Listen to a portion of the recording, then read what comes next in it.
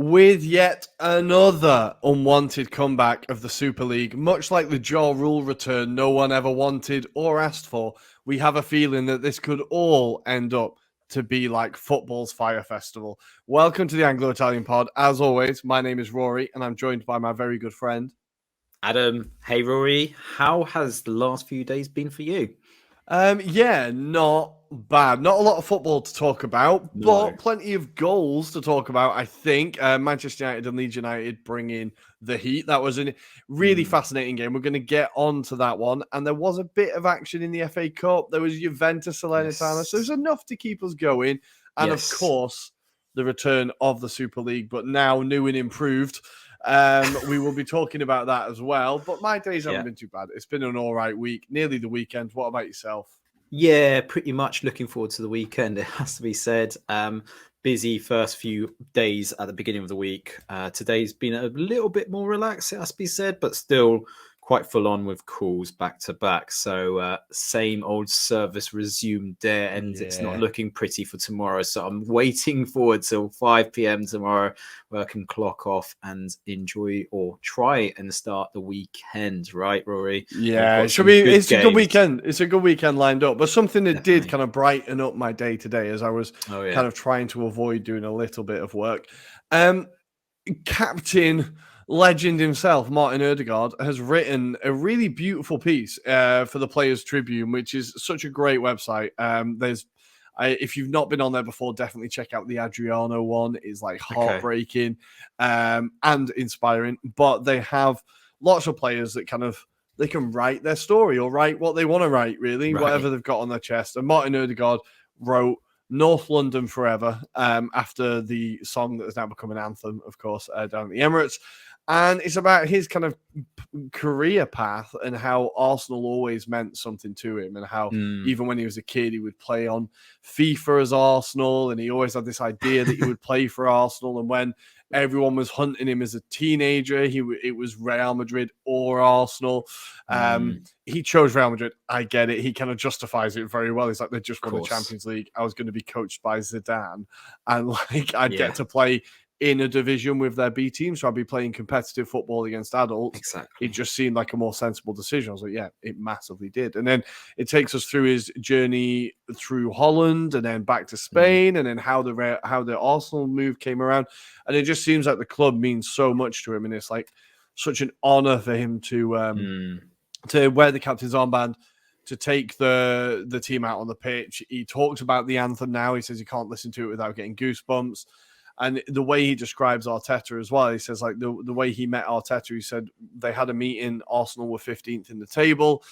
It wasn't looking good for anybody. But he said, talking to Arteta, he said, I challenge anyone to sit in a conversation with him and not believe that whatever he says will happen. Now, Ødegaard has a bit of a reputation in the Arsenal squad as a bit of a teacher's pet. Like, they all call him like El Parquio or something, which is like slang for a teacher's pet. So I think he's definitely like a little bit obsessed with Arteta. But it's a really beautiful article. And even if you're not an Arsenal fan, I think it's a really interesting story on how a teenage prodigy handles it. And the story, Mm. like, I'm not going to ruin it, but the story about his press conference when he was revealed to Real Madrid is like hilarious.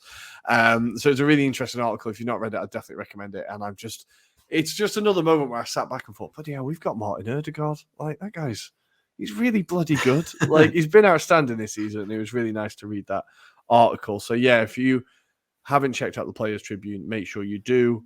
You don't have to read the Arsenal one. You can go for the other ones as well, I think. Cool. That sounds really fascinating. Well, I'm going to bring up my story of the week so far, which is the viral that's going out there right now. So I don't know if you've seen Escape to Victory, because that's what I thought I was watching when this clip came up. But it is a 59-year-old goalkeeper like doing spectacular in Serie D, I think it is, or Serie C. And it just gave me vibes, Rory, of Sylvester Stallone playing in goal in Escape to Victory, basically, while your video is playing up. I'll carry on talking. But he pulled off some amazing saves and, incredibly, a penalty stop against what I can only assume is like a 20, 30-year-old player against him. Like, he just looks like a cat in goal. I don't know what. It was else amazing, right? The save he makes where he kind of makes it with his opposite arm. He makes it with like his other arm as it goes across the far post. Really incredible save. And I think just a competitor for King Kazoo, who has got another move. Yes. He made his debut in the second division of Portugal at 57. Yeah. We are still keeping an eye on him, but King Kazoo, you got competition. 59 years old in the Sicilian first division, I want to say, Serie D. It's down there. I was trying to find more information. I was like, right, what team is it? Looking in the Twitter comments. Whoever you are, congratulations. How good. It's an incredible save. It's probably like a mafia league, Rory. That's why we can't find any more information. Yeah. It's on lockdown down there at the minute, I'll be honest. But that is... Yeah, those are our stories, and we're going to talk about what are we going to be talking about in the show this week. We're going to be talking about Manchester United Leeds. We're going to be talking about the Super League. We're going to be talking FA Cup. We're going to be talking Zaniolo. We're going to be talking a bit of Serie A, and of course, we'll be previewing this weekend's football. Getting excited for some intriguing and exciting games coming up this weekend. We're looking at you, Torino, Milan. That one is going to be exciting. But guys, we will see you on the other side of this quick break to talk all the football this week. Hi, my name is Dimi Konstantopoulos, and you're listening to the Anglo-Italian podcast. And we are back, and it is time to review all of the football this week. There was about 3 matches, so I think we can do all of it. Maybe we can squeeze it in with a few little extras thrown in there, but we are going to start at Old Trafford. Now, these teams in this weird, mad season and the way the fixtures have been thrown up, they're going to play each other twice in a week. Exactly. In the first leg, it ended 2-2 as Leeds United went 2-0 ahead. It started to look like the bad old days again for United. But honestly, watching the game, you could just tell that United were going to get one. And then once they got one, you knew they were going to get another. But we can't talk about the game, or we can't start talking about this game without talking about Gnonto. This guy is unbelievable. In the first minute of the game, cuts inside, sticks it right in the near post, bottom corner past De Gea. You could argue that De Gea should have had it covered. I think the United players were all a little bit asleep. The markers just let him go completely. He waltzed through 1-0 to Leeds in the first minute. And Gnonto, now, Leeds signed him for, I think it was 5 million. If that, they got him for absolutely nothing. The sell-on for that guy is going to be incredible. But what really struck me, and I saw a few people kind of talking about it on Twitter as well, if this guy was still in Italy, he'd be playing Primavera and he'd be playing in the reserves for Inter because he's too young. And Italy and Serie A has a massive issue with playing young players or not playing young players. And I'm just so glad that he moved away. He's playing in the Premier League and he's absolutely dominating against any opponent. Like, towards the game, he definitely faded because he's a player who doesn't rely on pace, but pace is a big part of his game. The energy, and you could see as the game went on and Leeds started to shrink a bit, he kind of lost his effect a bit. But on his day, he can cause problems against any defense in that league. And I think there's not a manager in the Premier League that's not looking at him now and going, maybe in the summer, if Leeds go down, like a lot of clubs are going to be looking at him. I think he's been unbelievable. It's great to see him get his goal. And then United had a bit of a problem, really. The first half, they were absolutely terrible. Leeds should have had a few more goals. I think they arguably could have been 2-3 up in the first half. And this is kind of, this is why it didn't end up being a comfortable win. You can see, like, Leeds, you need to kill them off. You need to kill them off. And then the second half comes around and you think, okay, Ten Hag's got to have given them a bit of a bollocking and, get your heads in gear. Of course. This isn't good enough. And within the first minute, again, Leeds go up. And I mean, literally from kickoff, Leeds just pushed right up. I think they had like 3 corners in a row. United couldn't get out of their half. And then Crescencio Somerville puts the ball across for Varane to knock into his own net. Really unlucky, but just the pressure and the sheer will from the Leeds United players there really got the second goal, and United couldn't get out of their half. Then I think Leeds were kind of caught between two stools, didn't know what really to do.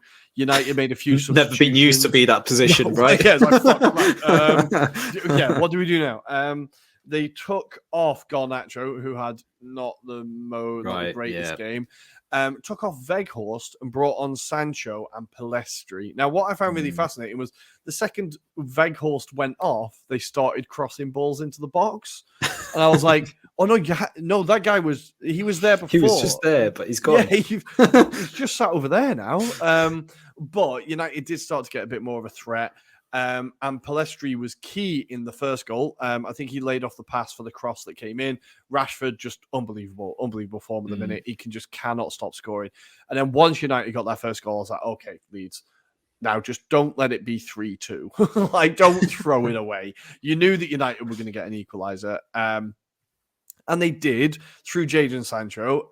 Great, even though it's United, and I was willing with every sinew of my body that they would lose. It was great to see Sancho come on, get a goal, and I think the reception he got at Old Trafford was really nice. People know that he's been through whatever he's been through. It's been a difficult time for him. Good to see him back on the pitch. Gets that goal. It could be a real kickstart for him. I think we all agree that when he was at Dortmund, I was so excited about him. I was like, this guy's going to be like one of the futures of English football. He's going to be dominating the league, and it's just not quite gone for him. Maybe bad timing of the move at United with all the upheaval, personal issues. It would be great to see him like hit form and become the player that he can be. So I hope this is the start of that. He got the goal, equalised, and then Leeds did manage. I'm not even going to say hold on. Towards the end of the game, both teams were attacking like mad. There was no team that was like just trying to hold on for a result. It was all about getting the 3 points. But I think for Leeds, it's massive psychologically that they didn't lose it. The fact that they managed to hold on, that first game post-Marsh, they played a completely different style of football. They saw you saw what you expect from Leeds, the heavy pressure, the like tackling, the like everything was just a lot more aggressive than we'd seen under Jesse Marsh. They were wide again. They were using Yonto wide. They were getting wide, making the pitch big. Whereas under Marsh, everything was so central, so compact that it often made him easy to get around. I think Leeds were just expansive and trying to be a bit more back to basics as well, like you'd expect with a caretaker manager, but just completely changed how they played. So do you think? I was going to say, just to give you a breather, do you think that kind of maybe helped them a bit? Because it sounds like there's automatically, they seem to have that fresh kind of aura about them. They've got no pressure of Marsh shouting at them, but also it does feel like there's that kind of new manager bounce that they always talk about. But does it feel like maybe the players didn't buy into Marsh based on this performance? I think maybe they were starting to see that his methods weren't working. Right. And I think they were starting to kind of, starting to maybe not believe in the projects that he wanted. The project, so to speak. And we're starting to kind of lose faith a little bit. I think what we did see, though, is that Leeds have got some very good footballers in that team. Like, that is a very good team. Yeah. Like, I was watching it, I was like, oh, this would be really fun on FM. Like, on this squad would be really fun. Like, they just got a lot of good footballers. That Tyler Adams, McKennie midfield. Like, McKennie is an absolute fighter. Like, he was, like, nose to nose with Luke Shaw, like, pushing, like, ready to go. And I was like, you could see that Leeds kind of spirit that you expect to see from him. Yeah. And I thought, like as well as the technical ability of the team that's there, I think like they should be doing so much better than they are. Like they are not. That is not a squad that should be trying to fight against relegation. I genuinely think like they should be mid-table comfortably with those players. So I think, as we said in Monday's show, they now need a manager that's just pragmatic and can get the most out of the players in that team now. Because again, as we said on Monday, they've got a Marcelo Bielsa throwback, and now they've got a Jesse Marsch throwback squad. Yeah. Someone just needs to be able to make that work in any way just to keep him in the league. So they need someone pragmatic, but there is a lot of talent in that squad. I think to your point then, so Victor Orta has been rumoured to have scoured across Europe for coaches by the sounds of things. So he's targeted the Rayo Vallecano coach, Dano Aralio is his name, but he's basically been declined. He doesn't want to do it. And you've got to hand it to him because he's on the cusp of being in the top 5 in La Liga. So he's close to getting the European spots, which is amazing for them. But the other rumoured one is Arne Slot at Feyenoord as well. Wow. Feyenoord top of the Eredivisie, which is incredible when you say that, because obviously it's normally associated with either PSV or say Ajax, but Ajax are doing pretty badly this season, it has to be said. And they've only just recently got Johnny Heitinger as their coach till the end of the season. So, yeah, I mean, I think it alludes to your point on Monday. They almost feel like they've left it really late in the day to kind of try and get someone in. They've missed the boat because obviously there's no transfer window now for that manager or coach to kind of do something. Does scream of Bielsa now, doesn't it? It feels like Bielsa is ever closer to potentially coming back. He's the only one that could potentially save them, right? I think it ended so badly under Bielsa. Like, I know the fans were like, didn't want him to leave, but if you remember how many goals they were shipping and how they didn't care, they didn't. But I think if the board's aim is to stay in the Premier League, that's not your guy. I honestly think. If your aim is to stay in the Premier League at this point, just stick with the caretaker manager and be like, right, wherever we go, but we need to think of a plan for the summer. Because I know there's so much on the line in the Premier League, but perfect candidate. I've just thought Czeslaw Michniewicz. He doesn't play pretty, but he gets you results. He is pragmatic. He's definitely pragmatic. And he's available. And he's available. No compensation fee to pay for. I also do think for Leeds, like for them to approach a manager that's on the cusp of winning a historic title for Feyenoord, a manager that's on the cusp of bringing European football to another to another Madrid club that hasn't been there before, like truly historic. I feel like maybe you're not targeting guys that are realistic. Like, exactly. Those aren't managers that are going to jump ship now. They feel like they are managers for more of a long-term strategy kind of thing. Yeah. But equally, if you think about the clubs they're at, why would you leave them for Leeds? Like, I appreciate there is the money side of things in the Premier League and potentially exposure, but those managers must be thinking, if in 6 months it doesn't work out, I'm out of the door. So I'm back on my arse. So, and I've thrown away something that could put me in history books. Exactly. I think it's just like Everton, and I didn't think we'd be using Everton as an example of how to do things well. But like Everton, they've kind of brought in a manager whose job is like, and I know he did very well at Burnley, but his job was to keep Burnley in the league, and he's done it, and that's it. Yeah. So I'm not saying go out and get a Big Sam. I'm not saying that. But I'm saying you need a manager who has experience of, in any division, in any of the top 5 divisions, of keeping teams in a league. That's what you need. It doesn't have to be like proper English football bloke, but someone who's at least got that experience. And maybe isn't on the way up in their career. Maybe isn't like, maybe is at a plateau. Maybe who is like, but who for now Pochettino, can do a job. Perhaps Pochettino. That would be incredible. That would genuinely be incredible. But I don't think he'd. And I'm no disrespect to Leeds, but I don't think he'd answer the phone if he saw Leeds United coming up. I don't know. It sounds like he's the kind of candidate. He's plateaued a bit, hasn't he, since the PSG days? So. Depends how desperate he is to get back into football, right? I think that's the key thing. It depends how certain he is Conte isn't going to be there next year, because I think we're going to see him back at Spurs. But for Leeds, it's a huge point. For United, this is going to happen. You're going to have bumps in the road. I saw United fans losing their shit online. Like, guys, have you seen how small your squad is? Like, you're playing games every day, and you're like, Exactly. this is gonna happen. Like, Mhm. I think, I don't know, that every fan base has them. They're completely unreasonable football fans that course they expect are. wins every single game without question. I think United, look, the fact that you managed to come back from 2-0 down, I know it was at Old Trafford, etc., but it's still an incredible fight to come back. And yeah, you'll be fine. Don't worry. Just kind of calm down a little bit. Definitely. Well, Rory, I'm going to round up the FA Cup because that Let's also do we it. had some replays. Now, I'm going to call out some of the other games before I kind of talk about the games that I did kind of watch. So to start off with, there was a few results that did take place. The biggest one I have to say was Grimsby Town somehow beating Luton Town. They won 3-0, which was a massive result for them.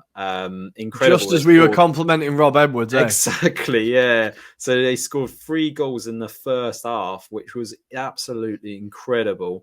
They managed to hold off. So I haven't got it in front of me, but they are due a big tie. In the other results, we've got Fleetwood Town beating Sheffield Wednesday 1-0. Burnley beating Ipswich Town 2-1, and that second goal was scored in the 90th plus 4th minute of injury time. So yeah, incredible their scenes. But the main one that I wanted to allude to you, Rory, was Sheffield United taking on the mighty Wrexham. It ended up in a 3-1 win for Sheffield United.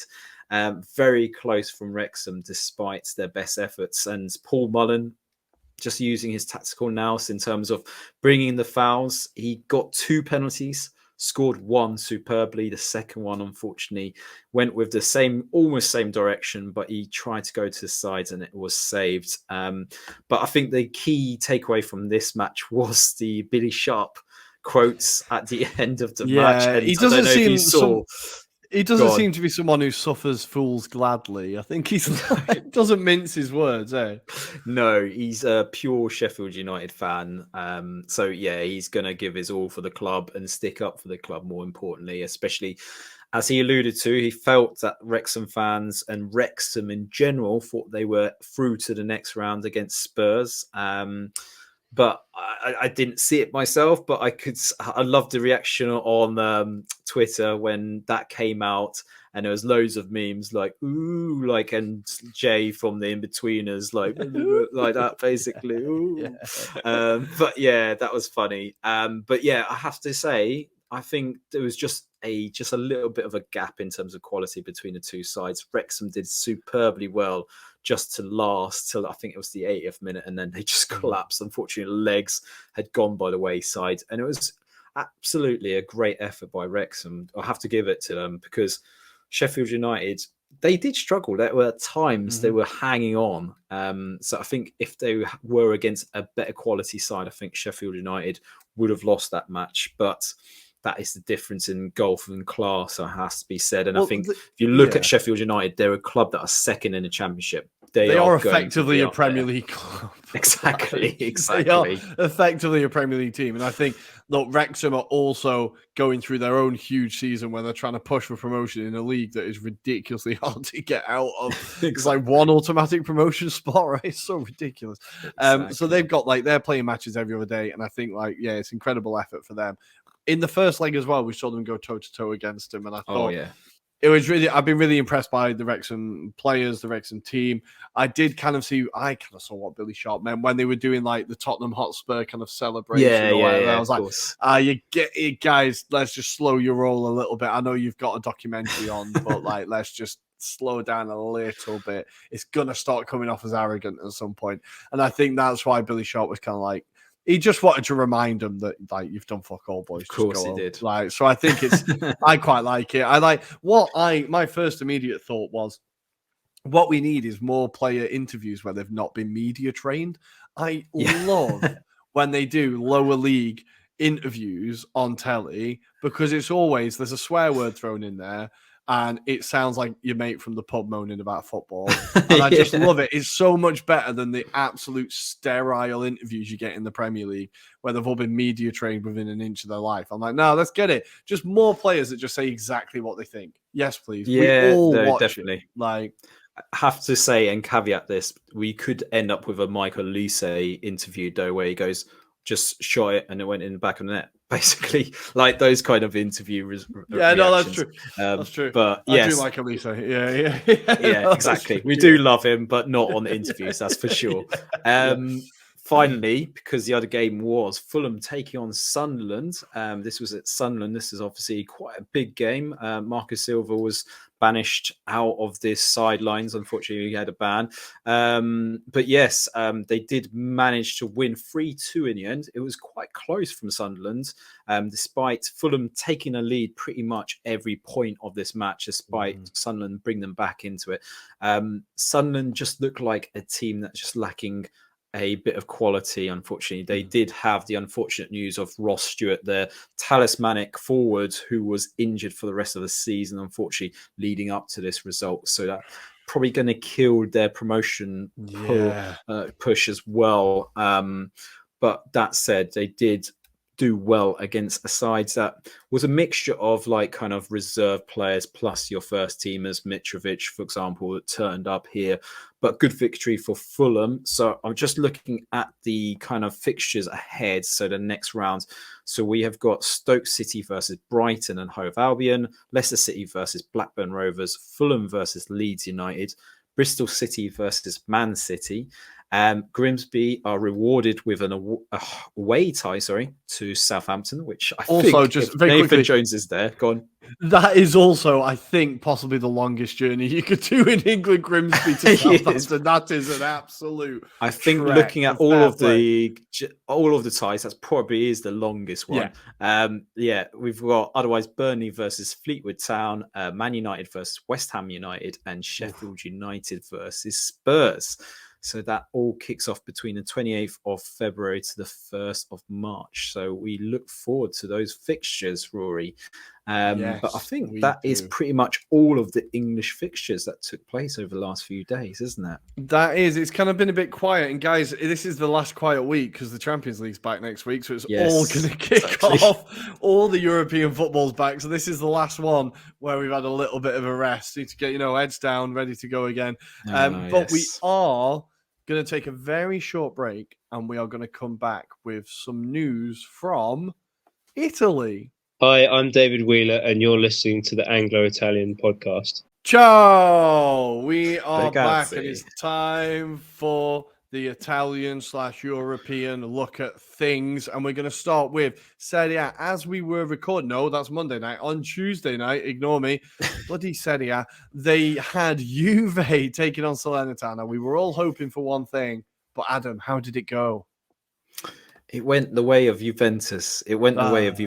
So, but the funniest thing about this, just prior to kickoff, was Guillermo Ochoa. He got awarded the Player of the Month awards, despite conceding 14 goals up until this match. And then he conceded a further 3 in this match. So he was their best player of the month, which says a lot about Salernitana, doesn't it? Yeah. I was having a look at their position and it doesn't look too pretty. They are still safe. They have got a bit of distance between themselves and Hellas Verona as it currently stands. However, a few more defeats like this and it certainly brings them back into it. But let's give credit to Juventus, the old white lady, as they call it. 2 goals from Vlahovic, 1 from the penalty spot. Second one was well taken shot from distance. And then we had Kostic with the most scrappiest goal I've ever seen in my life, where Salernitana tried their best to clear it out of the box. I think I did better at clearing the ball on Wednesday night than Salernitana did in this particular instance. There's a few talking points. So Allegri managing to still piss off his players, in particular Vlahovic. Vlahovic was on course for a hat-trick and decides to take him off just before he has that privilege. And you could see it's because they couldn't afford his hat-trick bonus. That's why. The Juve accountants were like, "Oh, get him off! Get him off!" Di Maria again having a good game. He's had a shot from distance again, hitting the crossbar, so it was very unlucky. He seems like a very good player at the moment. I think it's that confidence of the Argentines at the moment. They seem to. Like when he's been fit, he's been great. He's been good. I think he's been good since he's come back. I have to say, I think he's definitely switched it on. But the bad news for Juventus, Rory, is Moretti. Unfortunately, he did come off with looks like a really bad injury. We don't know the extent just yet, but it doesn't look too great for him. Was replaced by Fagioli. Fagioli obviously setting up Vlahovic for the second goal. But Moretti's going to be a bit of a miss. But yes, Juventus are back into 10th place, so they're up in the higher echelons of Serie A. They're on the first page. They're on the first page, no longer of the Bolognas and the likes, unfortunately. But yes, what else can we say? Salernitana look in trouble, don't they? It's a much needed win for Juve because, as we said, since the points deduction and stuff, they hadn't really they had the draw and then the loss. And okay, guys, you need to wake up a little bit. I think Salernitana, as you said, were more than accommodating, and they're kind of the fixture that a lot of teams want to see when they're in a slump. They're like, okay, we got Salernitana soon. That's when we turn it around. But I think Salernitana are also in this really weird position because, as you said, they're now currently they're kind of safe. They're on 21 points. Verona are kind of in 18th on 14. Now, they play each other this weekend, so that's actually a pretty big game. But I feel like the Salernitana players are probably a little bit like, we're up now, right? We're fine. I feel like it might be quite hard to kind of really keep them going. And that whole Davide Nicolai quitting, then coming back thing, I think hasn't really worked. They probably should have stuck with the going and not the coming back. Exactly. But hey, if they stay in Serie A, they'll be fine. But I think Juve definitely, if Juve had dropped points here, it would have started to be a little bit panic stations, I think. But they did manage to get the win. But the other news in Serie A was it kind of dragged over a little bit as the transfer window shuts in Turkey a little bit later than in Europe. Zaniolo has joined Galatasaray. Now, before we talk about this, we do, of course, want to say our thoughts are with everybody in Turkey and Syria who are going through this horrific circumstances that have happened. That's all we're going to say about it because we're a football podcast. We just want to say our thoughts are with everyone affected. But Zaniolo has arrived in Galatasaray, now forming a weirdly Serie A throwback squad in Istanbul. They've now got Muslera, they've got Oliveira, they've got Mertens, they've got Icardi, they've got Zaniolo. I think that's all of them. Lucas Torreira.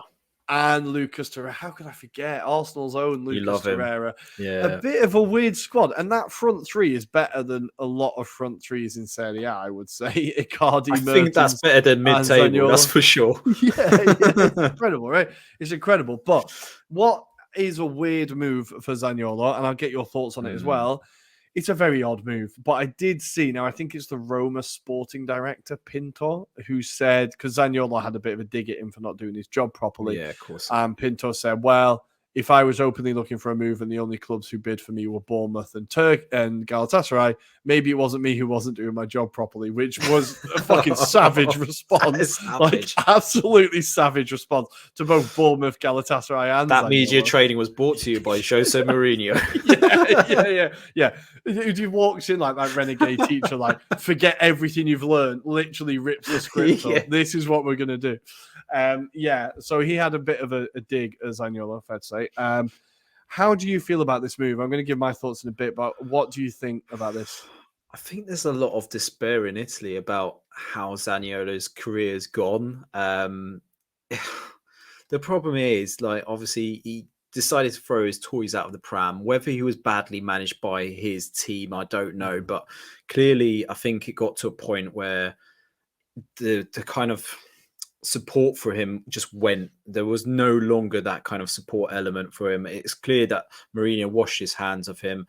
And as soon as Mourinho kind of washes his hands of you, he's still got the fans behind him as well. I think the fans see it as, if you don't get behind Mourinho, then clearly you're not in it for anything other than yourself. So, yeah, the fact that he got like some death threats, it's a bit unfortunate. And the fact that he had to return to his family home back up north in Italy.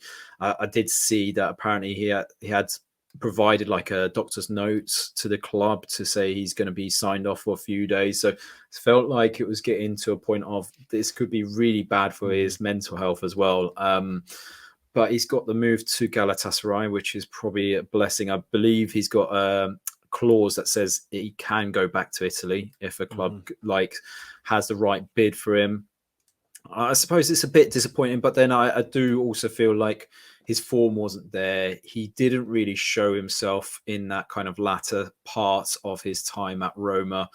Yes, he was unfortunate with injuries, but again, it's down to his attitude. I think that is the main thing. I think if he would have shown that attitude to Mourinho would have given him some more time. But as that Roma director kind of said nicely, the fact that you've only got Bournemouth and basically Galatasaray after you kind of says it all.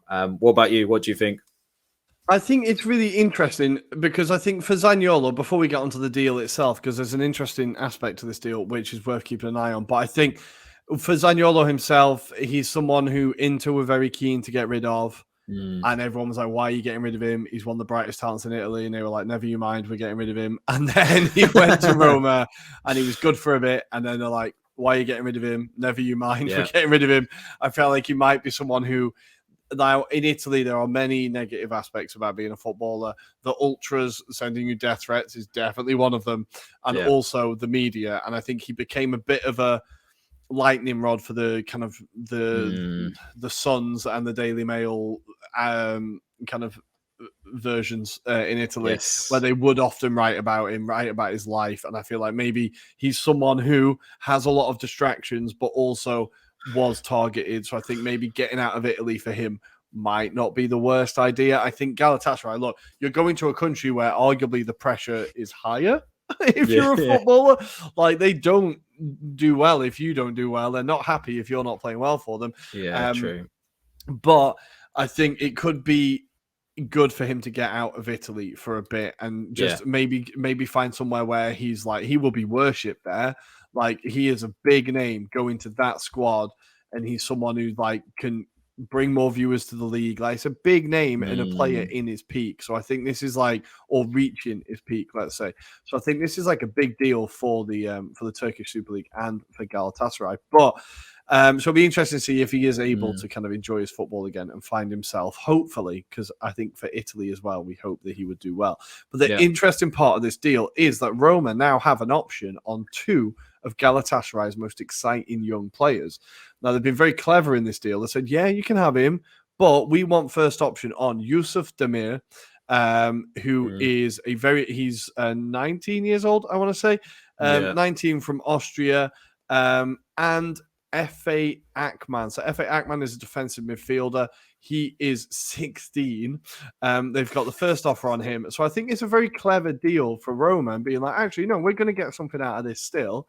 So Yusuf Demir is a winger. Efe is a defensive midfielder. And I think it's something that shows a bit of transfer nous from Roma, which is not something that we're kind of used to seeing from that club in particular. So I think it's a really interesting deal. I hope it can work out well for Zaniolo and we can get him. He's also had injuries. Like he's had a lot go on in his career, that guy, for how young he is. So I hope it goes well for him. I really do. But yeah, good luck, Nicolo. Now, the kind of the next story we need to talk about, and we've raised it in this part of the show, in the Italian part of the show, because I think the opinions we're seeing from Italy might not be the same opinions that we share. And we are talking about the European Super League. Of course we are. So it has come back again, guys. It's back. And this time it's personal. No, this time it is it's said to be between 60 to 80 clubs with promotion and relegation and no like divine right to be there. Yes. Which is on paper, you're like, oh, okay, sensible, you've been listening. Good. Okay, nice. I'm not immediately against this. But then, of course, because I don't know, because of many reasons, the English clubs aren't invited. So they don't want to play with us anymore. So apart from the fact that this would massively devalue the European Super League, because I don't care what the European Super League is, the Premier League is still going to attract players. Don't worry about it. I think it would devalue any European Super League, the English clubs not being there. What are your first impressions of this story before we talk about the different aspects of England and Italy? So, again, it feels like it's inevitable. It does feel like this is going to happen, regardless of what we think here. I think it goes to show that there is a disparity between, say, the Premier League and the rest of Europe at this moment in time. There's definitely that feeling within the core of Europe.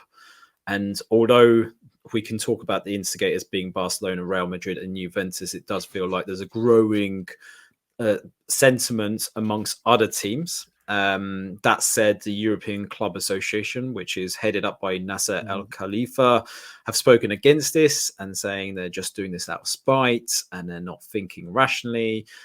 However, we did hear the likes of De Laurentiis at Napoli talking about the need to create a revenue stream that is more sustainable and more inclusive. And this kind of hits all the boxes for them, because the argument from the A22, which is the company that's been set out to kind of produce this kind of principle of this European League, essentially, is to redistribute the money fairly, but ensure that these clubs still maintain a domestic league competition as well. So that's the kind of insights that we've got. Go on. Sorry, so before we kind of talk about this more, we're going to play a quick clip, which is what they have released about what the Super League is going to be, what their vision is. And then listen to this, guys, and we'll kind of take you through our thoughts after this. We began an open dialogue on the future of European club football. Since then, we have spoken to nearly 50 European clubs and other stakeholders. The vast majority of them share the assessment that the very foundation of European football is under threat. It is time for change. European club football is at a tipping point. Huge imbalances have emerged across the continent, and clubs with glorious European traditions are no longer able to compete. Clubs bear all entrepreneurial risks, but too often are forced to sit on the sidelines when key decisions are made, and they are watching their sporting and financial foundations crumble. And our discussions have made clear clubs are often unable to publicly speak up against a system where the threat of sanctions is used to stifle opposition. Later this year, the Court of Justice of the European Union will rule on the legality and the compatibility of the UEFA monopoly with the fundamental freedoms, principles and values of the EU. Their decision will impact not only football, but all European sports. Our objective is to present a sustainable sporting project for European club competitions, available at a minimum to all 27 EU member states.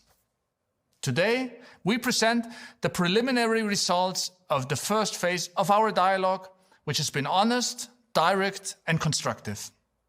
And there are clear conclusions about the need for change and the building blocks of how to achieve it. We have distilled the consistent feedback into 10 principles, which should set the framework for a future European club competition. Clearly, there is more work to be done, and the dialogue will continue. We are now entering the decisive phase for the future governance of European club football.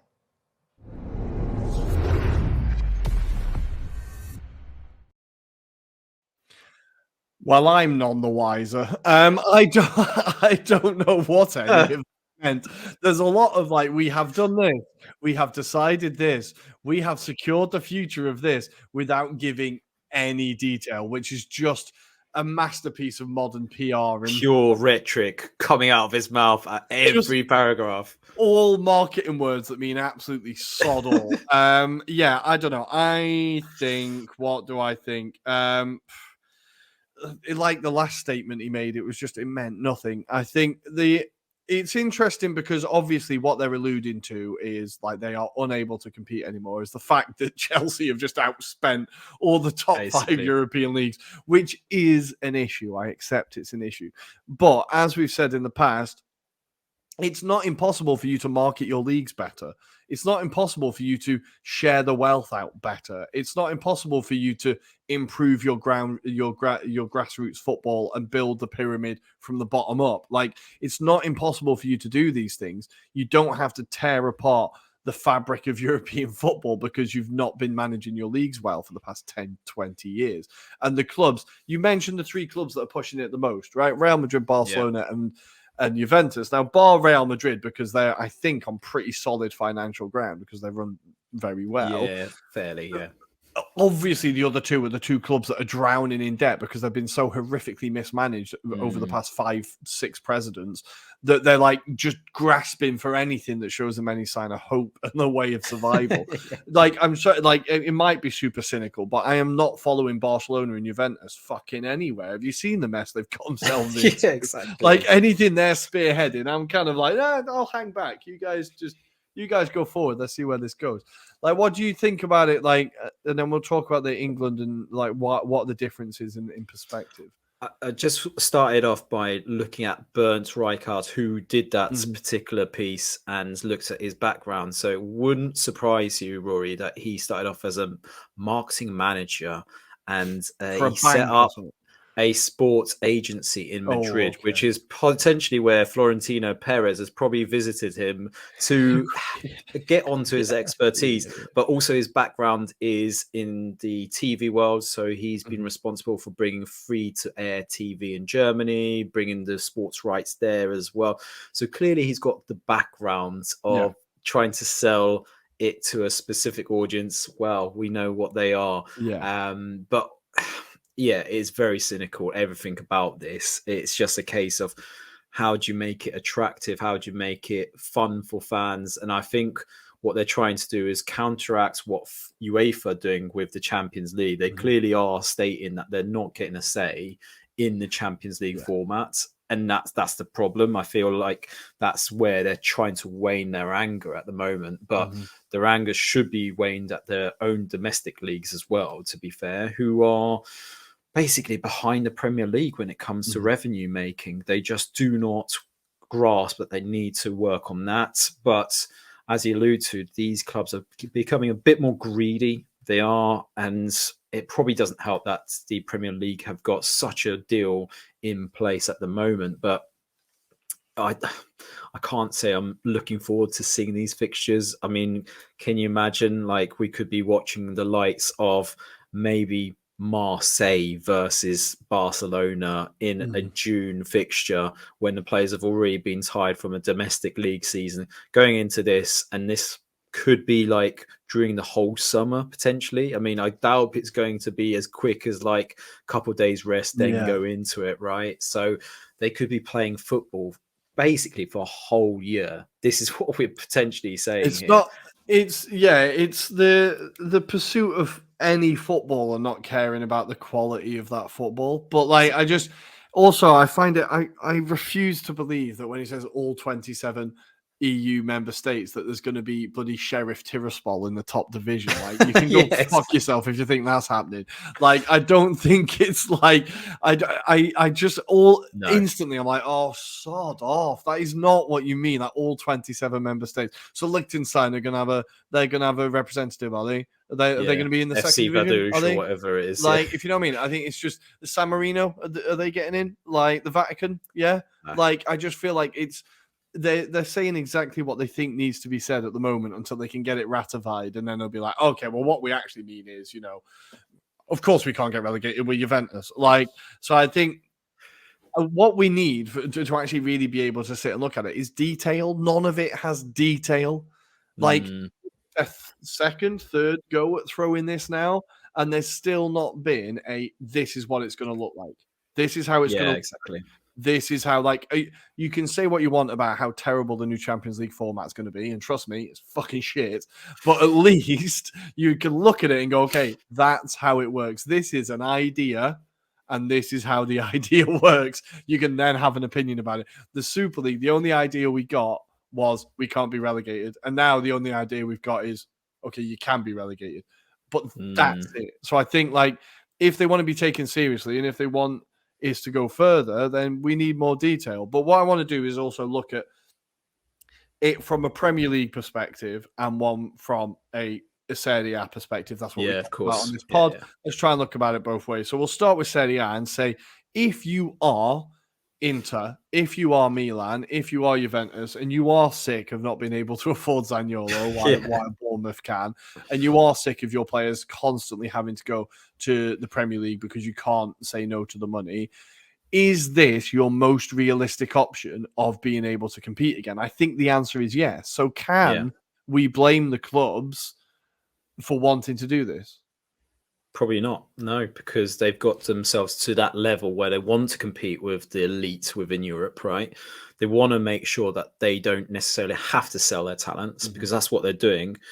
But then it's a case of, if they don't do that, then they have to change their models. Clearly, they have to change their models because they can't be the same level. So it could be that they change their model to like a Benfica, where they become like a feeder club for the Premier League, essentially by ensuring that their talents are kind of they're exposed to a good league in this area, but then are able to profit in on those talents when they do make it. However, if we're talking about each of those clubs that you mentioned, they're not very good at doing that at the moment. They don't possibly have the right setup, despite the fact that we say every week on this episode, or this podcast, should I say, that Inter always sell their young talents without knowing the true potential of them.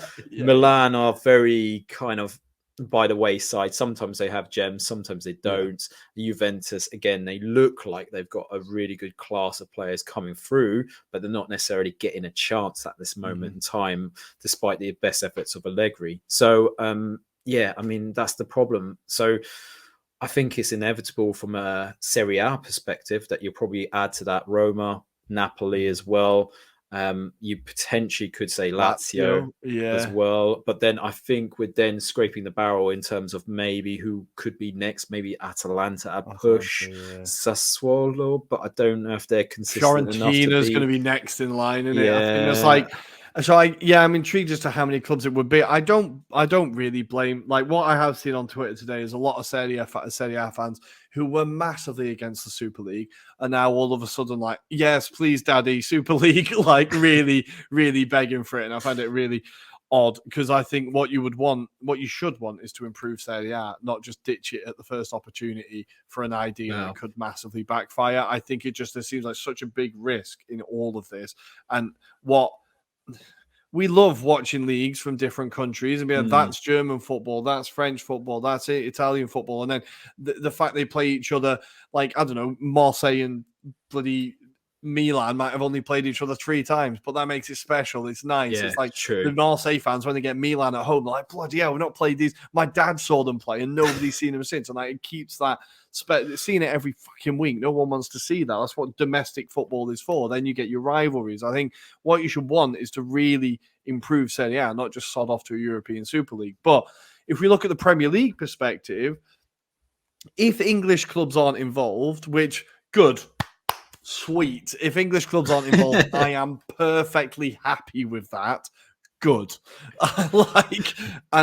But I do think it devalues the league because you're not going to get players who suddenly all the talent leaves England, right? All the talent leaves England because they all go to the European Super League. That's not how it's going to work. No. You might see more players.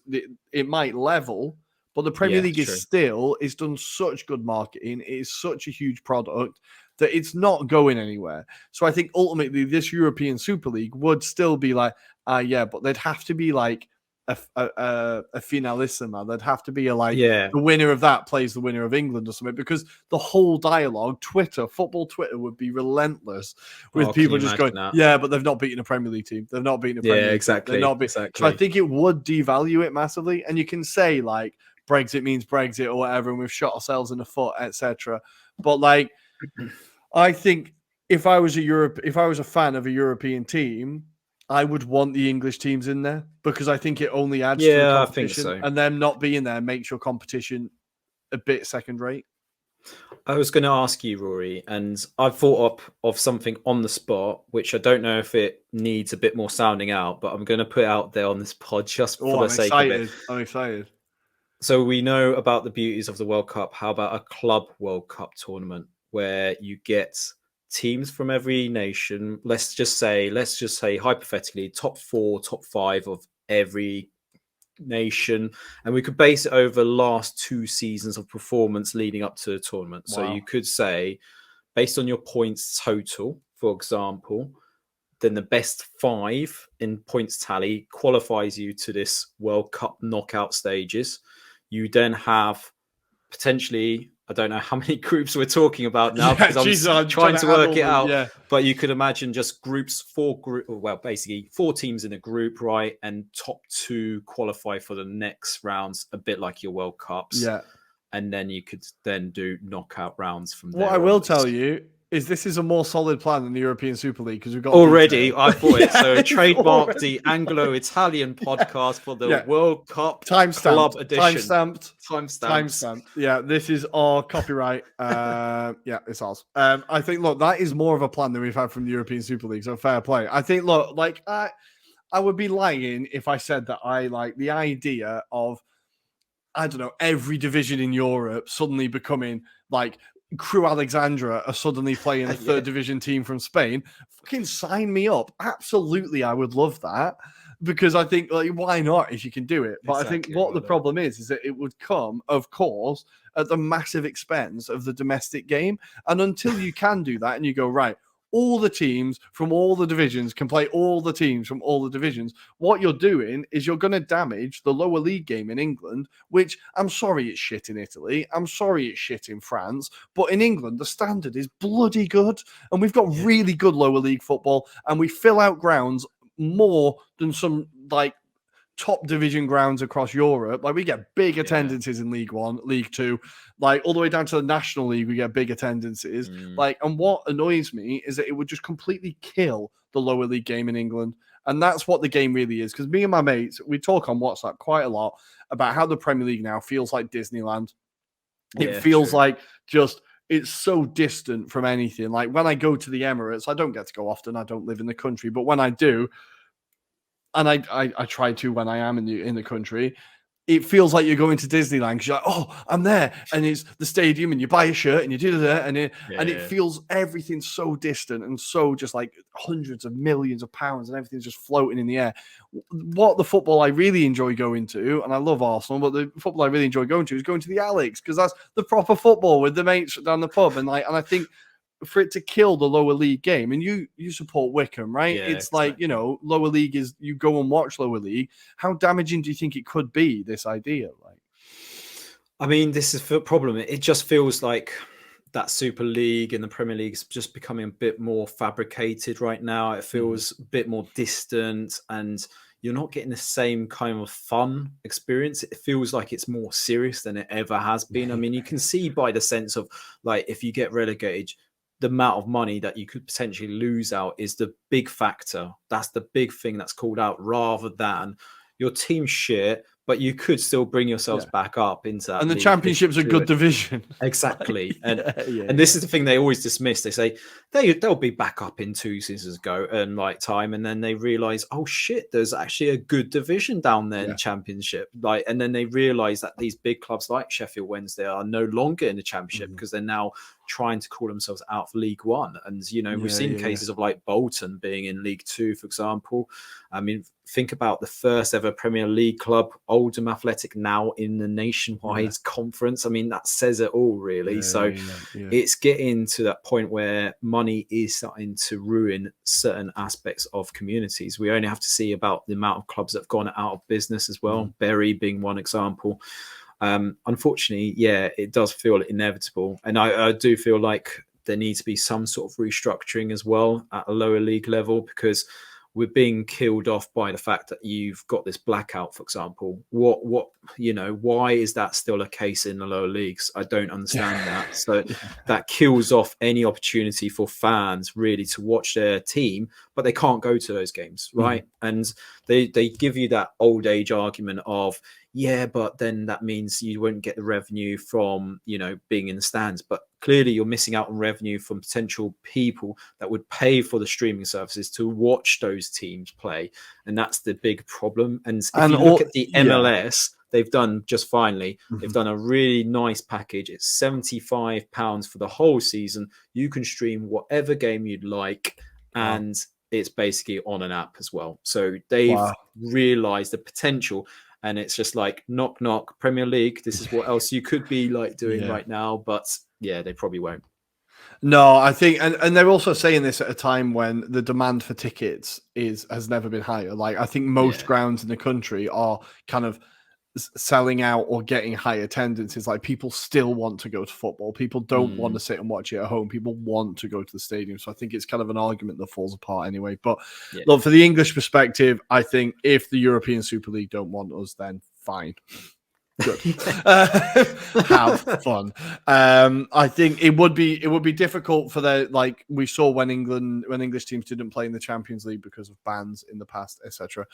The English football did kind of fall behind, and there was a period of oh shit, and when we then got back into Europe, it took us a while to catch up again. So I think there is an argument for that, but I don't know any fans that want their club to be in European football in this way. I think a lot of English fans, and hey, we voted to leave Europe, right? I think a lot of English fans would just go, oh, you know what, we'll stick to our own. And just before anyone gets angry, I did vote Remain, right? Good. So we are going to leave it there. We're going to leave it there, and we're going to go for a very quick break, and then we're going to do a bit of Serie A and Premier League preview.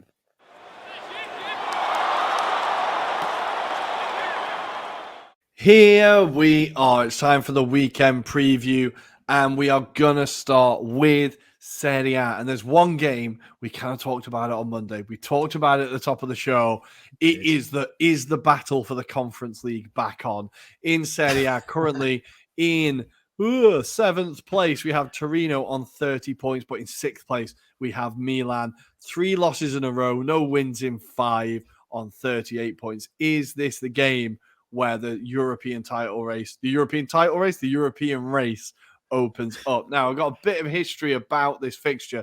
So I was wondering what Torino's record was like against Milan. Now, they've already beaten Milan twice this season. They've beaten them in Turin, and they beat them in the Coppa Italia. You'll remember with Adoppo in the extra time to send Milan out.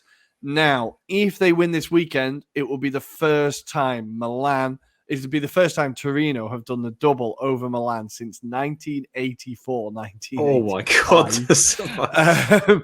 It is a very long time. If they won in Milan, it would also be the first time they won in Milan since 1984, 1985 in Serie A. Now, this season, I was looking at this season, I was I'm wondering, Torino, they must have been good that year. In 84-85, Torino finished 2nd, right?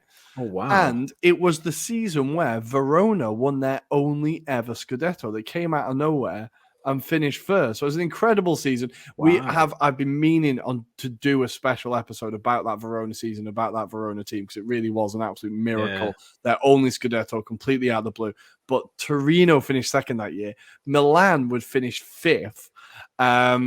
And I saw that in that squad, they had a 16, 17-year-old Paolo Maldini, Ray Wilkins, and Mark Haitley. Wow. Yeah. And they lost the Coppa Italia final 3-1 on aggregate. They lost the first one 1-0, Graham Souness getting the goals. And then they lost 2-1 with Vialli and Mancini, the Gemelli del Gol, scoring to make it 3-1 to win the Coppa Italia. So not a great season for Milan. So maybe a pretty bad omen if they lose in Milan this weekend. It could be pretty bad. Heading into this game, Milan have lost 4 games in a row. If they now lose 5, that's the first time they would have done that since 1929, 1930. Fikayo Tomori's injured, Benacer's injured, Maignan still injured. And just the icing on the cake, former Inter man Caramo has scored 2 goals in his last 2 games for Torino. Is he ready to do third and pour more misery on Milan? What do you think, Adam? It doesn't look too pretty, does it? And it's rumoured that Pioli is going to go back to a 3-4-3 formation. So, yeah, that could I bet he is, yeah. Yeah, I bet he is, yeah. He's making it a bit more solid in the middle of the park. But alluding to this as well, I had a look at their fixture list and it's not looking too pretty. So, let's just say hypothetically they don't get a result against Torino, then they've got the Champions League against Spurs at home, and then they go to Monza away. Ooh. Then they're at home to Atalanta, then they're away to Fiorentina before they then go to the second leg of that Champions League tie against Spurs. And then they've got the blessed tie of Salernitana in the league. So there's a slump by that point, will Pioli still be in a role is the key question. Because if you imagine it, Rory, let's say hypothetically they lose that and they don't have a great start in that Champions League match. I mean, let's just say Conte gets that 1 goal against him. You know, they shut up shop. It's 1-0 to the Spurs. Then they have got a tough tie against, you know, near city rivals Monza. I appreciate it's more north of Milan, but still... They lose to Monza. Plenty of teams have lost at Monza this year. That's quite a big scalp. Yeah. And then you've got to then turn it at home against Atalanta, who are 50-50. It depends on what day you get them on. And then it's Fiorentina. Again, not saying that's a guaranteed win, but again, that's going to be a tough game. And then, like we said, Spurs in the second leg, depending on what kind of mood you're in. Are you chasing the game or are you in a comfortable lead? I don't feel like at this moment in time, if you played Spurs right now, I think Spurs are the better side against Milan. And I wouldn't have normally said that. I wouldn't have normally said that based on even Spurs' current form, which is a bit hit and miss. I think I fancy Spurs. So it is a start. It's the start of a tough run for Milan. As we said, we should talk about Torino a little bit. They have started to do it a little bit, be a little bit more consistent. So in the last 3 games, 2 wins and a draw, only lost 1 in their last 5. They're really starting to I think Jan Caramo is a player I'm really excited about. When I saw him at Inter, he scored a few absolute bangers, spent a bit of time down in Serie B with Panama. He's gone to Torino, and I think Juric can really get a tune out of him. He's a really exciting player and a player that could be a good replacement for Lukic, who we said we were surprised has left. So I think that could be a good replacement for him. Torino definitely, weirdly, kind of the favourites for this game. I think even though it is in Milan, I think Torino could get a result here. The other Serie A matches I wanted to talk about, we do have Lazio taking on Atalanta in, I think, the 2 least predictable teams in the league. So Lazio have only won 2 of their last 11 Serie A meetings against Atalanta, but they did beat them earlier this season. Zaccagni and Felipe Anderson getting the goals. For Atalanta, they obviously went on that mad scoring run, 26 goals in 4 games or whatever it was. But they did just draw a blank against Sassuolo. How do you see this game going, Adam? Yeah, so all Atalanta fans can blame me for that jinx and causing Atalanta to lose that particular match against Sassuolo, but I'm expecting Lazio to win here. I think, despite that, though, I think Atalanta, if they can turn up on the day, they could cause Lazio a bit of a headache, it has to be said. But I just feel like potentially Lazio, the way they play, and they've got the players. I think. I mean, we've been talking about Felipe Anderson in recent weeks, for example. Sergej Milinkovic-Savic, he's gone a bit quiet, but again, he can turn up. And Pedro's been scoring as well. That old chestnut. So yeah, I think they've got quality within that squad. And Lazio have probably got 1 goal, and that's to be in the top 4 by the end of the season. I think if they're going to do that, they've got to win games like this. So I think it is pretty much inevitable that Lazio will focus on this to win this particular game. Very nice. Next one we have is Juventus taking on Fiorentina, two teams who absolutely despise each other. The Vlahovic derby. Now, Juventus have won just 1 of the last 5 league games against Fiorentina, drawing 2 and losing 2. Fiorentina, we've talked about it. They have issues in front of goal. I think they've only scored this season. Where are they? Oh, God, they're lower than I thought. Going into the second page, they have only scored 23 goals in 21 games, conceded 28, so not a lot of goals in their games in general. They've not won. They've only won 1 in the last 5, losing 3. So really not in great form. Juve, as we said, fresh off that win against Salernitana, a much needed win. How do you see this one going in Turin? I think it will go the way of Juventus. I'm just looking at their head-to-heads, and it does look much more in favour of Juventus. But that said, I did just have a look quickly at the injury crisis that Juventus have got. So Milik's out till March, it says here. Oof. So that's incredible. Obviously, Paul Pogba, shock horror, he's still injured. And then you've got the likes of Moretti. Moretti, I've just seen, is declared as being out until March as well himself. It's not looking too pretty. So if they pick up any more injuries, I think that could screw them over this season. It doesn't look too pretty, but yeah, I just think it's just going to be down to the quality at the end of the day. I think Juventus just have enough in that squad to overcome this Fiorentina side. I will be looking forward, though, to seeing Gonzalez in this particular match. I think he's got something about him in the last few games. He's been quite on form. It might be interesting to see how the kind of midfield battle goes as well, because Amrabat is a player that we do like on this show. I think they've got an interesting kind of middle of the park battles as well, because Saponara is another one that's been doing it quite well in recent matches. It could go closer than we anticipate, actually, having said that. So I'm going to go for it. 1-1 draw. 1-1 draw. I like it. Next, in our continuing hunt for Cremonese to get their first win this week, they are going away to Napoli. Now, Napoli won 4-1 against Cremonese in the first leg of this in the season. In their history in Serie A, they've never won 2 games in a row against Cremonese, so you never know. No. Of course, Cremonese were the team who knocked Napoli out of the Coppa Italia on penalties. So they've done it once, kind of. Can they do it again? Kind of. And among Serie A, Serie B and Coppa Italia, Napoli have never lost in 14 home games against Cremonese. So the omens aren't looking good for Cremonese. Adam, how do you see this one going?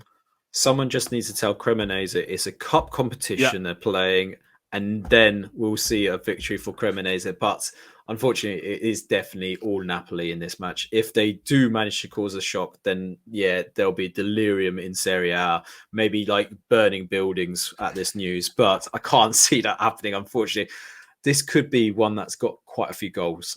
I dread to think how many goals that could be scored. I mean, if you think about the talent that they could bring off the bench for Napoli, I'm not looking forward to being Cremonese's goalkeeper for this particular match. I think it's going to be lots of goals, unfortunately, with the form of Osimhen as well. I mean, do they rest him as well? I'm just thinking for the Champions League. No, they rest don't do him? it. I need him for Fantacalcio. Don't do it. Don't do it. Don't listen to him. But yeah, Raspadori might get a run out. I suspect Simeone might get a run out here as well. And I just wanted to pick up on Napoli. It does sound like Zielinski might not be signing his contract, so he might be out of the doors in the summer. So that could be an interesting development. Where does he go? In the air at the moment, because no one's kind of been rumoured yet. No. But it looks like, Rory, you might be purring and thinking, could he fit into Arsenal's lineup?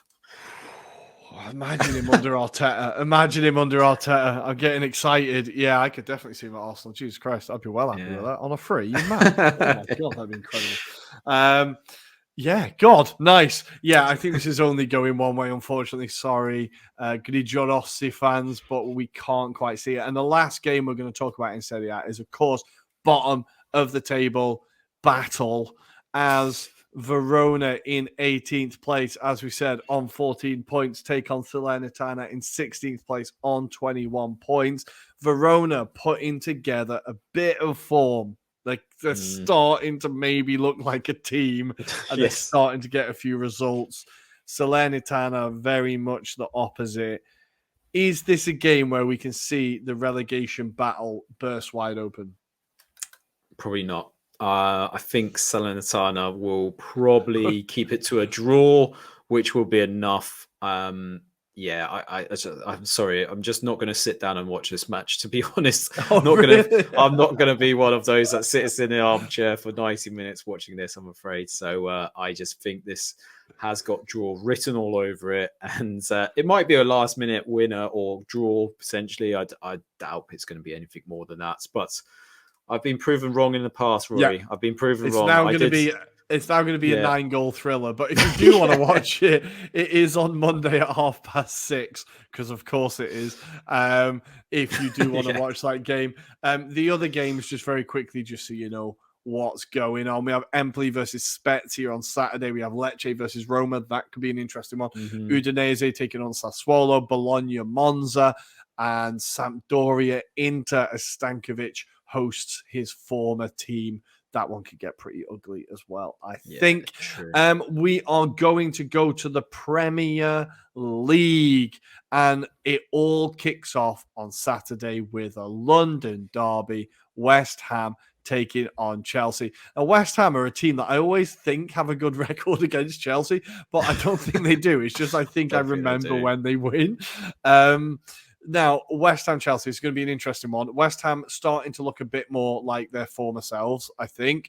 They've had a few better performances, even if the results haven't been great. I think we're starting to see, especially the draw against Newcastle. They really came back and were kind of the better side in that game. I feel like maybe we're seeing a bit more of West Ham. Chelsea, on the other hand, who knows what is going to turn up at Chelsea. 9th place, 1 win in the last 5. Adam, how do you see this one going? Could be a close game, because if you remember when this game played out earlier in the season, it was a narrow 2-1 win for West Ham, or for Chelsea, should I say.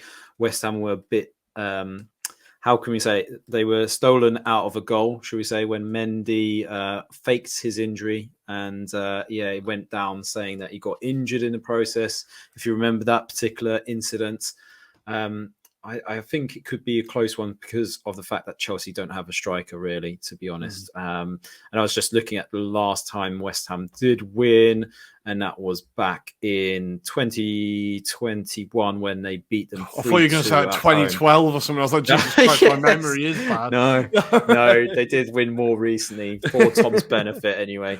But yes, it does look like it's very much a Chelsea dominant kind of fixture. The amount of times Chelsea have won in this particular one. But yeah, I think you've got different factors. West Ham need to win because they want to make sure they've got survival.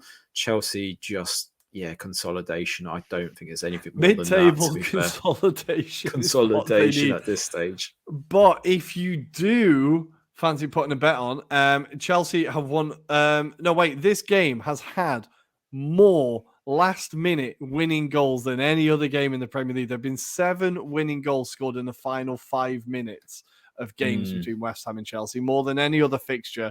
And all of the last 3 games between the sides have been settled by a goal in the final 5 minutes. So there could be some late drama in this one. We know it's a feisty one. There's always a bit of venom in this game, and we love it. Good. Then on Saturday, there is Fulham taking on Nottingham Forest. Next, Leicester City versus Tottenham. This is a bit of an interesting one. What do we think about Leicester City versus Tottenham? I think Leicester City have just got into a good run of form recently, probably helped by the Aston Villa result last week. Spurs look like they've started to sort their shit out, proverbially. Might be to do with Conte not being on the bench, shouting at them, to be fair. So it'd be very interesting kind of mix up in terms of like how this match goes. I think I want to say Tottenham do win this one, just based on a better head-to-head as well. But they will be missing Romero, who is suspended. So that might not be a bad thing, though, because Romero has got a bit of a hot head, hasn't he? I don't know what he does in big games, but he just completely loses his shit. Just loses it, doesn't he? But yeah, Spurs have got the better record when I'm looking at the head-to-head. So yeah, last game that they played was back in September, and that was a 6-2 win for Spurs. So yes, it's not looking too pretty for Leicester, but we have to remember that was Leicester City when we didn't know how bad they could get, right? And James Maddison was the only player turning up for them. So Yes, let's wait Yeah. and see. This is Leicester have only kept one clean sheet in their last 16 Premier League home games against Tottenham. great. They always concede against Tottenham. And since Leicester have been in the Premier League, this fixture has had 71 goals, the most goals of any fixture in the Premier League in that time. So expect a goal fest. It's going to be 0-0 now. Yeah. Then we have Arsenal hosting Brentford. I'm actually not going to talk about that one. Crystal Palace. I thought we would. Wouldn't we? Oh, okay. Because I think Brentford are unbeaten for last 8 to 9 games now. It does look like it's a good record for them going into it. Ivan Toney's tweets are probably going to be on Arteta's whiteboards as we speak. Kickoff, as we speak. Yeah. So, you're not looking forward to this, Rory, by any chance? Oh, I don't know. I think last time we played Brentford at home, it was pretty comfortable. And I feel like at home, we've been good this year. We've only dropped points in one game. At home this year, we've won all our other games. So I think we should be okay. Honestly, I think we'll be fine. Honestly, shut up. No, I think we'll be fine. And I'm very nervous. I don't know. We'll see. We should. Brentford at home should be fine. Bloody hell. We have to.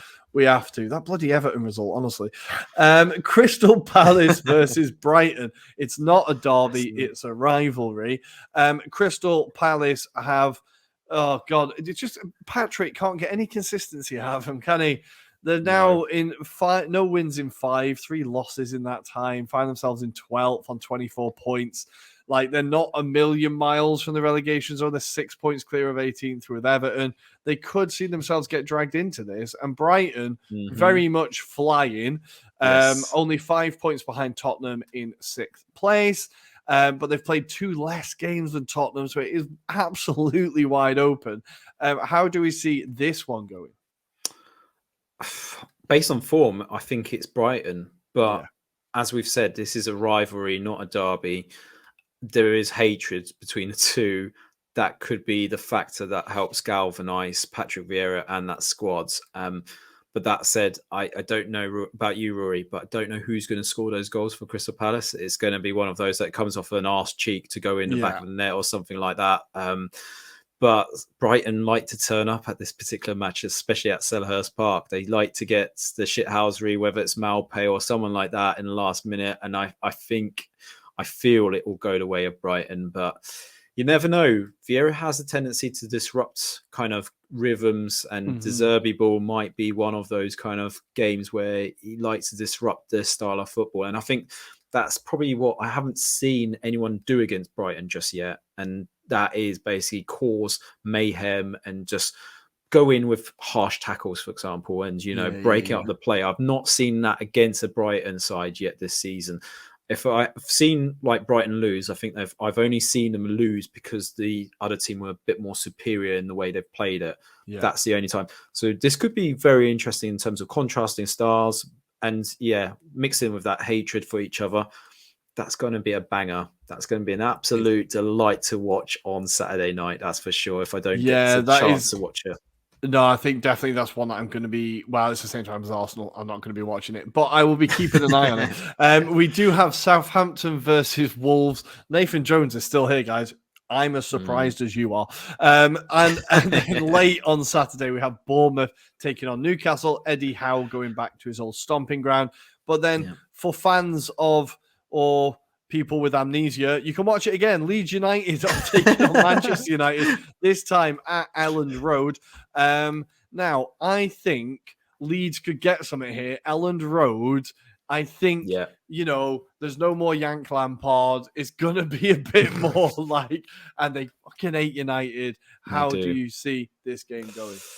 It could go that way, but it could easily go the other way, which is a quite comprehensive win for Man United. I seem to remember last time that they had so much hatred. I think they won 3-0 and Harry Maguire scored on that particular day. Yeah. So, I don't know, but it feels like Groundhog Day, doesn't it? Because of the fixtures just happened a few days ago. So, if anything, with that crowd, maybe Leeds could prove something. And as you allude to, I think they've got a good squad. So maybe they would take some learnings from this particular match that they just played each other and maybe just learn to do the same, but defend better.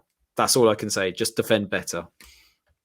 The last time Leeds lost consecutive home games against Manchester United was in October 1976. This could be the time it happens again. Who knows? And then the last game in the Premier League that we're going to talk about, I think we have Man City versus Villa.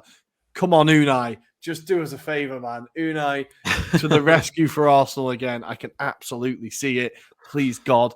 And then we have, I think, what is going to be the closest that a Merseyside derby has ever been, as on Monday night we have Liverpool taking on Everton, and this Everton, you never beat Liverpool, right? This could be your time. I'm gonna give the same speech I gave to Torino at Juventus when they lost 1-0. Like, Everton, this is your chance. This is your time. You have to take it. Liverpool have been fucking awful. If you're ever gonna beat them, this is the time you have to do it, right? How do we see this game going? You've just come off beating Arsenal. Don't beat Arsenal and then lose the next game. Just don't do that. I think they could do it. Genuinely can, because Dyche is going to rile up his team. He's going to frustrate Klopp. I could see it. They already hate each other. They've had a fight in the past, haven't they, Klopp and Dyche? The irony is Dyche admitted he was a Liverpool fan when he was younger. This is the interesting twist for him, because he's playing against his beloved Reds, but he's being a manager where they don't really like him. So he's probably got the win there already. So let's see. But like you say, this is the best time they've ever had. And I never thought we'd say that on this season based on Everton's performances. I know, yeah. It really is. Baffling. It really is a fall from grace for Liverpool for us to be like, Everton have been the most embarrassing team in the league this year. And we're like, guys, you've got to beat this lot. Liverpool have lost just one of their last 22 home league games against Everton. It is a bit mental how one-sided this derby has been. It has also finished 0-0 more than any other fixture in Premier League history. So if we've got the goalsiest, which was Spurs-Leicester, we've got the ungoalsiest in Liverpool versus Everton. So maybe after a long day at work on Monday, this might send you to bed a little bit early. Yeah. Who knows? But there'll be a red card at least, I reckon. Guys, we are going to end it there. I think that is everything. And we've almost hit the 1 hour 30 mark. For once, we might actually be on time. Adam, anything to say before I send these lovely people on their way? No, just enjoy your weekends, and I look forward to discussing and reviewing on Monday night. Thank you, Adam. Thank you, guys. As always, follow us on Twitter at Italian Anglo Pod, on Instagram at Anglo-Italian Pod. Subscribe on YouTube at the Anglo-Italian Pod. And yes, I do have the customary quote for the week. And this time it is from Javier Tebas, who says, "The Super League is the wolf who today disguises himself as a granny to try to fool European football. But his nose and his teeth are very big." We'll see you next week, guys. Ciao, ciao.